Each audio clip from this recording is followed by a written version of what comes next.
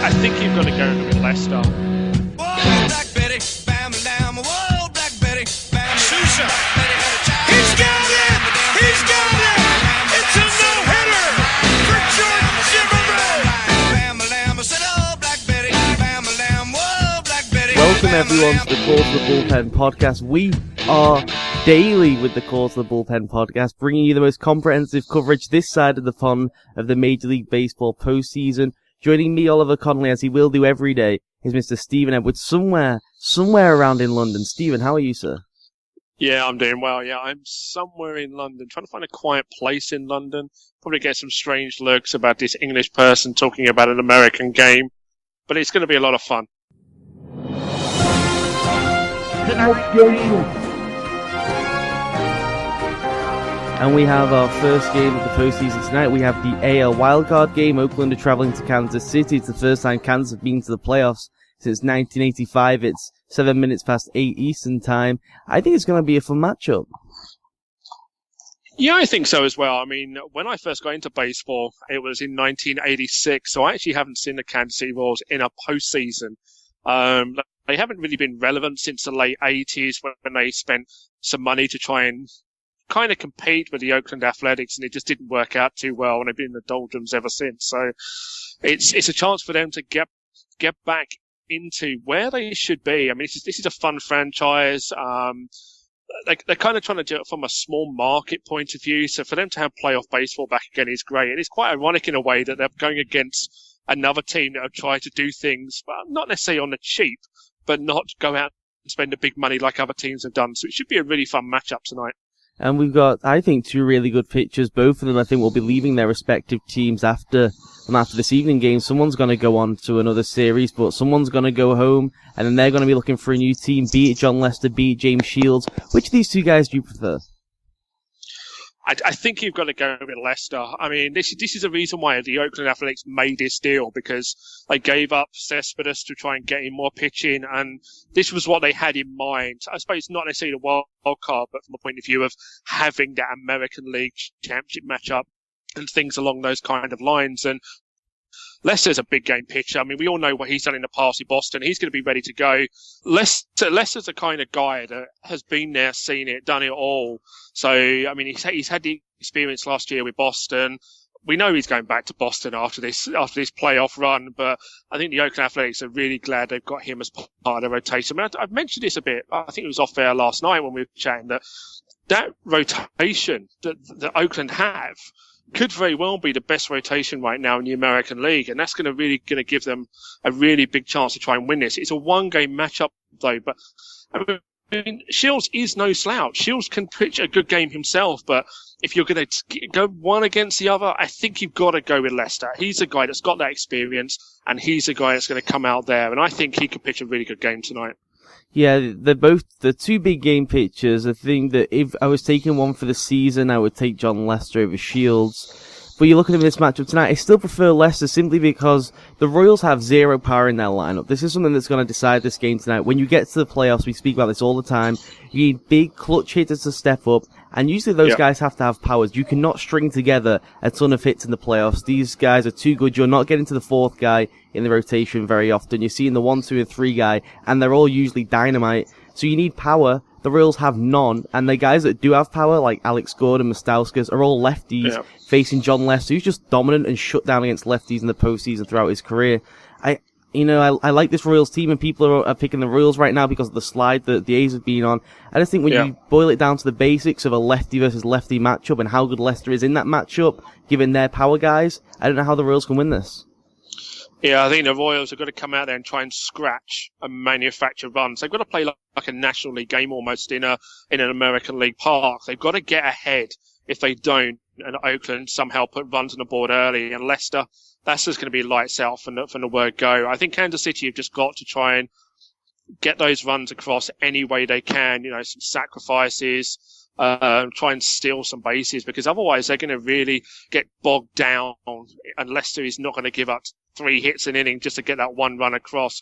They've struggled with power all season long, and you can't rely on a guy like Alex Gordon to be almost like your first or second option from a power point of view. He's going to be a supplemental option, in my opinion. It's just not it's not going to work out well if that's the route they go down. But I think they're going to be a bit clever about this tonight. I think they are going to try and get those runs across any which way they can, because Leicester, once he hits a groove, is going to be just dynamite. And I just think he's just going to be too much in the early part of the game for this team. And I'm not ready to write off Kansas City just yet. You know, Kansas City's interesting with their power. They only have Alex Gordon, who got anywhere near to 20 home runs, which is pretty pathetic in the American League. It is. And like we always say, again, the power's going to come through at some point, and Dunn, Donaldson, and Brandon Moss are three guys for the A's who at any time are going to ding in one of those home runs. Do you think that's what decides the game tonight? A nicely timed home run one way or the other? I think it's either a timely home run from Oakland or a key hit from the Royals. I mean, I've got this one down as almost maybe like a 2-1 game either way. I think that's where it's going to go. But, I mean, Donaldson's a guy that got off to a really good start this season. Then he went on a slump, and he then picked it back up again. And he, for me, is the guy that Kansas City really need to keep an eye on. Brandon Moss is another guy that can, he can provide that kind of power as well. But this Oakland lineup has had some slumps. The thing is, though, I always look at this point of view from a power versus hitting point of view. It's the fact that power can dry up but tends to come back. If you've got hitting and you're relying on guys to string together the hits to get those runs across, if you all go cold at once, then that's where it's really going to be a problem for them. But I think, we will definitely see a hero tonight on either side here. Can the A's score enough runs? And I'm talking big picture as well as just tonight. I don't know if I can trust them. In the last month, they've not scored. In the last 2 months, they've scored 0 or just 1 13 times. I don't think it's going to be enough against the James Shields, and their bullpen is loaded as well. Yeah, this is the reason why I've got this down as like a 2-1 game either way. I think they've got to be able to put those runs across. If Donaldson and Moss go cold, not only tonight, but if they get through tonight and go into a playoff series, they've got real problems. They've got very good pitching. Yeah, they're going to keep the opposition down to 1, 2, maybe 3 runs. But the run support just hasn't been there lately. And so you're getting hard luck pitching efforts. And you can only do that for so long. Get a great pitcher out there, throws really well, and then doesn't get the decision, gets the loss, doesn't get the win on the board. And that could be the thing that unravels Oakland ultimately as the postseason goes on. I think, from my point of view, I think if Oakland can get out and get on that board early, because you've got to take Kansas City's bullpen out of this game. If you don't do that and allow Kansas City to put the bullpen out there with a lead going into that 7th inning, I really do feel for Oakland and them being able to score the runs they need. The bullpen is the key part for the Royals tonight, and how they manage this game is going to be so crucial from the bullpen. Their best players are their guys at the back of their bullpen. Should you not bring them in almost earlier and go down shooting with your best players rather than try and restrict them and save them for the 8th and 9th? I think the thing is, it's like with any sort of playoff matchup, especially like a one-off game, is that every player is available.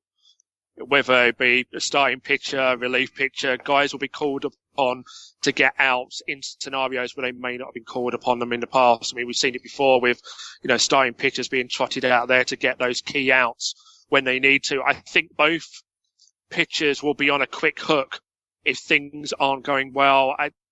It's a very difficult one for Kansas City because their strength is that back end of the bullpen, and you don't want to sit there and think, well, if I just brought one of these guys out a bit earlier to stop something, then you could get into a point where you think that you've missed the opportunity to be able to do what you should have done in the past. You'll then second guess yourself ultimately, and that's not what you're looking for when you've just gone to the postseason for the first time in 29 years.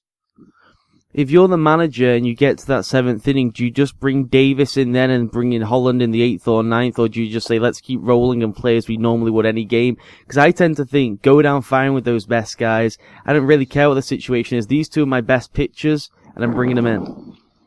I think you've got to go with what you've got as you have done all season long. If you start messing around with that and start taking guys out of roles that maybe they're not used to in the back part of their bullpen, that's when it could get into a scenario whereby you might end up losing Holland at some point because they'll just try and take pitches and try and keep him out there for as long as possible and not be as effective. I would go as it is, but don't get me wrong, I would have Holland warming up in the 8th just in case. Okay, then let's finish up with predictions, and before we do that, let me give you some of the career statistics for our starting pitchers tonight. John Lester through the postseason has a 2.11 ERA with a 1.0 whip. That was last postseason when he was absolutely dominant. And then when you look at James Shields, not as good a time, but still pretty decent. He's got a 4 ERA. He's got a whip of just about 1. He's 2-4, but not had much run support in his 6 career postseason starts. Stephen Edwards, how is this game going to go down tonight? What's the score going to be? How will it be decided? I'm going for, I said earlier on, 2-1 either side, and I'll now let the cat out of the bag. I've got Kansas City winning this game by a score of 2-1. I think Kansas City do get on the board first, but John Lester's just going to be outstanding, and you could see a really good 7 or 8 innings out of him tonight. But then once you get into that Kansas City bullpen, I think then you've got problems from an Oakland point of view. I don't think they can hit against that bullpen, unfortunately. I could see maybe a solo home run from one of the Oakland bats, but Kansas City will get the key hit that they need when they're able to manufacture a run somewhere. Okay, I'm going to take the Oakland Athletics 3-0. I just cannot overlook the fact that John Lester's dominant against lefties. All their power comes from that side of the plate. I fear for them offensively, and it's a great pitching staff. I just got a feeling that someone's going to strike one huge blow that brings all the runs around, and I'm going to tip it just to Oakland in that regard. And then, Stephen, do we talk about which one of these teams has the better chance to go deeper in the playoffs? I have to side with Oakland because of that pitching staff they've assembled. Yeah, without a doubt. I think I talked about it before. I think this may be the best rotation in the American League. I never thought I'd be saying that with a Tigers rotation that got Verlander, Scherzer, and David Price. But I just think Oakland's rotation is a bit better right now. And with Leicester at the head of that, that's going to be a really difficult team to beat in the postseason. Can they score enough runs to help out that pitching staff? That's a big doubt for me. But from the other side of things with Kansas City, if you're talking about a team where their best thing is their bullpen, you cannot make a case for that team going far in the playoffs if that's the case. Absolutely. That game again tonight is 8:10 East Coast time. That's 1 a.m. over here in the UK. Make sure you tune in for it. I think it's going to be a great one. And all these playoff games are going to be fun. This wildcard game in particular, with the added emphasis on the Oakland slide and the Kansas City Royals just coming back to the playoffs, makes this one even more intriguing. Stephen, just before we go, I think with us going daily now, and it being a new dimension for the Quarter Bullpen podcast, we have to get out there before this AL wildcard game begins and the postseason truly begins. We have to put our World Series predictions down in speech form. Get it out there to the world. Yeah, without doubt. I'm going away from everything I said at the start of the season. I've got, in the American League, I can't look past the Angels at the minute. I think they've got a tremendous lineup that can knock in runs all over the place. The best player in the game right now is playing for them. Could very well be the World Series MVP when all said and done.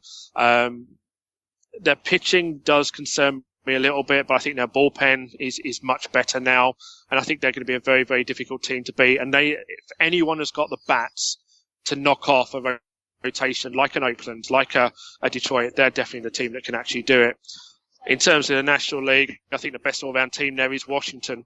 They've got tremendous pitching. They're going to keep them in games any night, and then they've then got the hitting as well. So I think you've got to look very hard to look past the Washington Nationals right now. I think the only thing that concerns me about the Nationals is the fact they played in a division where it's been over for some time. I always worry about teams coming into the postseason that not necessarily taking their foot off the pedal, but they've not had to climb and get into the playoffs or scratch and claw like some of the other teams have done, and it just gives you that bit more of a momentum. So maybe Washington might start slowly in their first series, but I think once they get that out of the way, they'll be rocking and rolling, I think, to the World Series. So it's the Nationals and the Angels for me. Who do you have closing it out? I've got the Angels winning it, and I've got Mike Trout as the MVP. Wow, I like that. I'm going exactly with how I started the season. And I'm going with the Nationals, and I'm going with the Angels. I'm agreeing with you. I think the bats, the Angels, is so overwhelming, no matter who they face, no matter what rotations thrown at them. And let's remember, like you've pointed out many times, this Verlander is not the same Verlander. We haven't seen Samaja in postseason play. We haven't seen what John Lester looks like in postseason play for the A's. So there's still a lot of unknowns with those great rotations. There's a lot of known with the Angels lineup, so I like them from that standpoint. Their bullpen, as you pointed out many times, vastly improved. They did a great job at the deadline. And I'm rolling with the Nationals because I picked them from day one. And what kind of a fool would I be to leap off that train now? How dumb would that be? So if I made them my preseason favorites to win the World Series, I'm going to select them now to win the whole thing. And I would usually agree with you.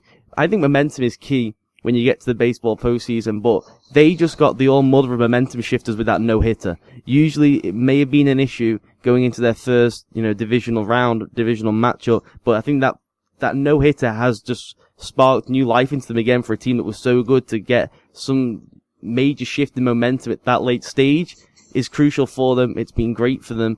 I just can't see anyone stopping them right now. That rotation is ridiculous. They score a ton of runs. They get crucial hits when it's needed. Always knocking guys in scoring position. They're almost the perfectly built team to win this thing. Yeah, I mean, in terms of the Nationals, this is a team that we've been waiting to get to the World Series. We talked about our talent now for some years now, and it's always been, well, he's underperformed. They didn't quite do this. They didn't quite do that. Why didn't they do this? Why didn't they do that? The manager was wrong. Get a new guy in. But this year, they seem they've got everything right. And they are a very, very difficult team to beat. I mean, looking back at that last game, Zimmerman throwing that no-hitter. I mean, a no-hitter on the last day of the season for a team that is going to the postseason, that is unheard of. I mean, if there is anything that's going to give you momentum, it's got to be that. I mean, that guy is going to be on a high going into the postseason. He is already a very, very good pitcher in his own right. That's very, very difficult. I don't think I've ever seen that from a contending team. All right, then that's where we'll leave the Call to the Bullpen podcast for today. I've been Oliver Conley. Stephen Edwards has been there as well. You can find him on Twitter at StephenFTUK. You can find the pair of us at CTBPod on Call to the Bullpen. Make sure you check back. Make sure you check back here every single day for the Call to the Bullpen podcast as we navigate you through the postseason, bring you fast, quick podcast to get you ready for that night's games and recapping the previous night games. Stephen, we start with that matchup tonight, which I'm supremely excited for, and I'll let you sign off the podcast. Yeah, it's going to be a tremendous matchup. This is what playoff baseball is all about, and this is not done anywhere else. We will be back here every day previewing that night's matchups and reviewing what happened the night before.